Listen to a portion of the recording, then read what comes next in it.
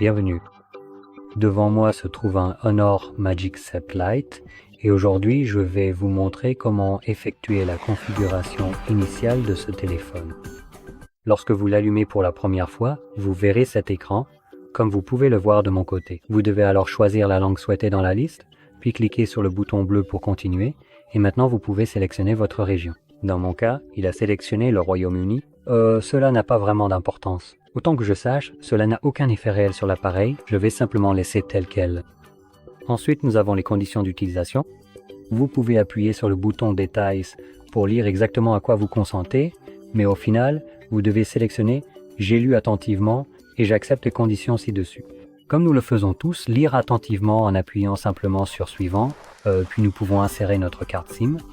Ici, nous pouvons également insérer une eSIM si vous en avez une.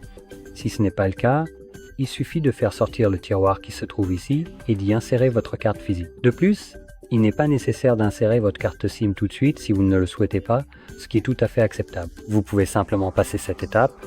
Si vous sautez également la connexion Wi-Fi, la page de connexion Google ne s'affichera pas pendant la configuration. La date et l'heure ne seront pas réglées automatiquement, donc cette page apparaît à la place. De plus, vous ne pourrez pas restaurer les applications et les données d'une sauvegarde cloud. Ensuite, nous avons les services Google comme la localisation et l'envoi de données utilisateurs et de diagnostics, mais comme ils viennent de Google, vous pouvez tous les désactiver. Et de toute façon, Google continuera probablement à collecter ces données. Car c'est pas comme si Google allait un jour se soucier de ce que nous avons à dire ou de ce avec quoi nous sommes ou non d'accord. Donc oui, c'est plutôt une ligne directrice générale à suivre pour eux plutôt qu'un réel désaccord, je dirais. Ensuite, nous avons les données et la confidentialité. Cette fois, cela vient de Honor, ce qui est quand même assez ironique venant de Huawei eux-mêmes, qui ont été bannis pour des raisons de sécurité. On peut appuyer sur Détails juste ici, ce qui, encore une fois, ne veut probablement rien dire, étant donné qu'ils ont été bannis pour des raisons de sécurité. C'est Honor, mais soyons honnêtes, c'est toujours la même entreprise.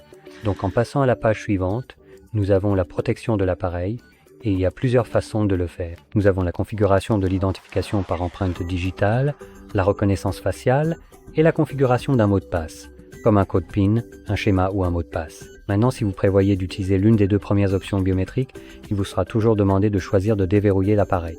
Et la raison à cela, c'est que les données biométriques ne sont pas fiables à 100%. Dans les moments où elles vous font défaut, vous pouvez utiliser par exemple un schéma pour déverrouiller votre appareil. Ou, alternativement, vous n'avez pas besoin de protéger votre appareil du tout. Mais si vous prévoyez d'utiliser des choses comme par exemple les paiements via le téléphone et ce genre de choses, je vous le recommande vivement. Je n'ai pas vraiment l'intention d'utiliser cet appareil, donc pour cette vidéo, je vais simplement passer cette étape. Ensuite, nous avons les services améliorés. Vous pouvez choisir d'y adhérer ou non, c'est entièrement à vous de décider. Les programmes d'amélioration de l'expérience utilisateur, vous pouvez les consulter. Je vais simplement sélectionner plus tard. Tout ce qui semble vouloir collecter des données, je vais m'en désinscrire. Les services de localisation, encore une fois, ça ne m'intéresse pas. Pour la mise à jour du logiciel, je vais le faire manuellement. Ensuite, la navigation système. 2 options, 3 boutons gestuels. Choisissez votre préféré. Je reste sur la gestuelle. Et voilà, l'appareil est maintenant configuré et prêt à être utilisé. Donc si vous avez trouvé cela très utile, n'oubliez pas de liker, de vous abonner et merci d'avoir regardé.